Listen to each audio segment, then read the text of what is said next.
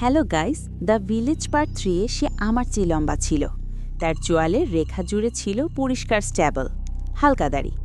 আমার মতোই তার চুল ছিল কালো, শরীর ছিল ছিপছিপে আর ঠোঁট ছিল ভরাট। আমার চোখ ভিজে এলো যখন আমি আমাদের সেই যমজ সম্পর্কের টান নিজের ভেতরে অনুভব করলাম। সেই টান আগের মতোই প্রবল ছিল। আমি বুঝতে পারিনি যে এটি আর অনুভব করতে পারবো না, এই ভেবে আমি কতটা ভীত ছিলাম। আমি শক্ত করে নিজের হাত জড়িয়ে ধরলাম। ঠান্ডা বাতাসে আমার গায়ের লোম খাড়া হয়ে যাচ্ছিল। আমি তার দিকে তাকিয়ে হাসলাম। লুকাস, আমি নিচু স্বরে ডাকলাম। আর নামটা আমার মুখ থেকে বের হওয়ার সাথে সাথেই যেন একটা ছায়া আমাকে ঠেকে ফেলল। আমি আতকে উঠলাম। সামনে দাঁড়িয়ে থাকা পাহাড়ের মতো বিশাল এক মানুষের কাছ থেকে পিছিয়ে গেলাম। সে ছিল বিশাল দেহি, উন্মুক্ত পেশিবহল শরীর থেকে যেন উত্তাপ ছড়িয়ে পড়ছিল। তার সবুজ চোখ জোড়া আমার চোখের উপর স্থির হলো, আর তার কালো চুলগুলো মুখ থেকে পেছনের দিকে ঠেলে সরানোর সময় তার ঠোঁট দুটো কুঁচকে উঠল। Nikolai ferrous. গ্রাসল্যান্ড অ্যালফা আমার দিকে একদৃষ্টিতে তাকিয়েছিল, কিন্তু আমার নজর কেড়েছিল তার ট্যাটুগুলো। তার হাতের ওপর দিয়ে তৃণভূমি থেকে বন, তারপর সমুদ্রে রূপান্তর হয়ে বুকের কাছে এসে কালচে আগুনের শিখা মতো ছড়িয়ে পড়েছে। সে আমার দিকে তাকিয়ে গর্জে উঠল, আর আমি সরাসরি তার চোখের দিকে তাকালাম।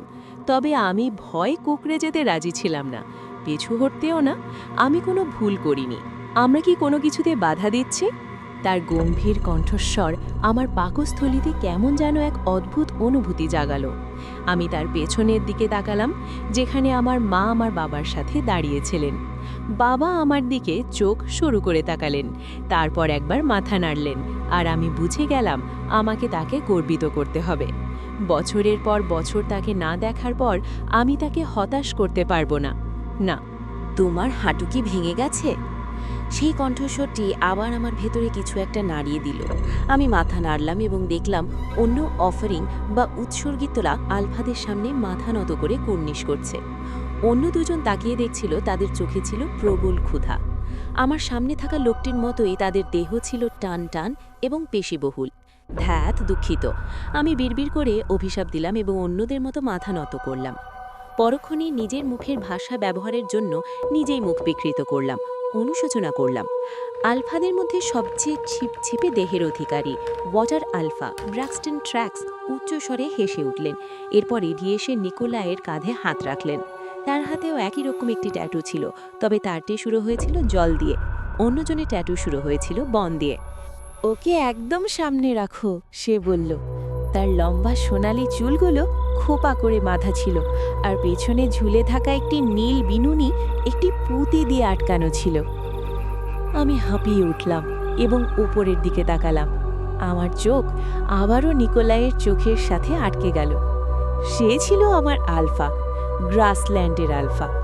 আমি আমার শরীরের প্রতিটি রক্ত বিন্দুতে তা অনুভব করতে পারছিলাম, কিন্তু তার সেই তীক্ষ্ণ দৃষ্টি আমার অন্তরের গভীরে গিয়ে বিঁধছিল, যা আমাদের এই বন্ধনের চেয়েও বেশি কিছু ছিল।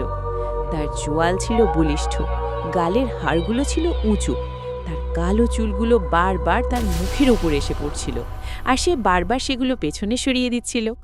সে একবার মাথা নাড়ল, আর আমি আমার ঠোঁট চেপে ধরলাম। আমি সামনে যেতে চাইছিলাম না। সে আমার চোখ থেকে তার দৃষ্টি সরিয়ে নিল এবং ধীরে ধীরে আমার শরীরের ওপর বুলিয়ে নিল। তার সেই চাউনিতে আমি শিউরে উঠলাম। আমার গায়ের পশম খাড়া হয়ে গেল যখন সে আমার শরীরের প্রতিটি অংশ খুঁটিয়ে খুঁটিয়ে দেখছিল। আমার নিজেকে নগ্ন মনে হচ্ছিল, যেন তারা আমাকে যে সাধারণ পোশাকটি পরিয়েছিল সেটির ভেতর দিয়েও সে সব দেখে ফেলছে।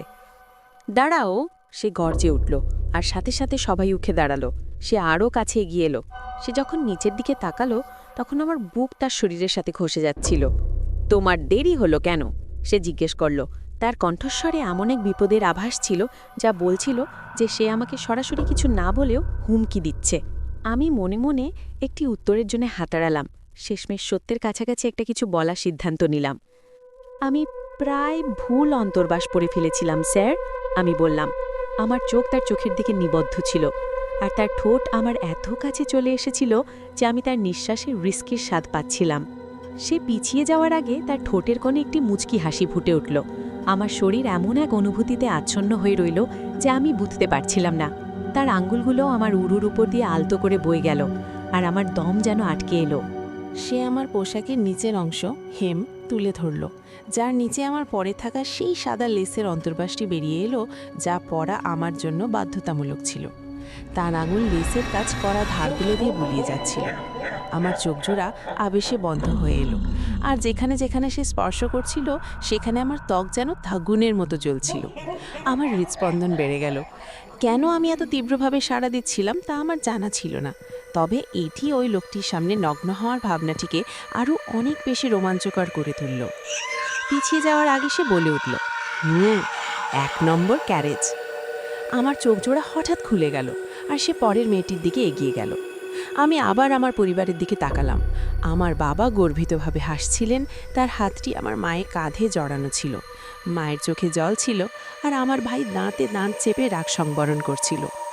আমি তার রাগ অনুভব করতে পারছিলাম, আর আমার তার কাছে যেতে ইচ্ছে করছিল, তাকে জড়িয়ে ধরতে ইচ্ছে করছিল। কিন্তু আমাকে আগামীকাল পর্যন্ত অপেক্ষা করতে হবে।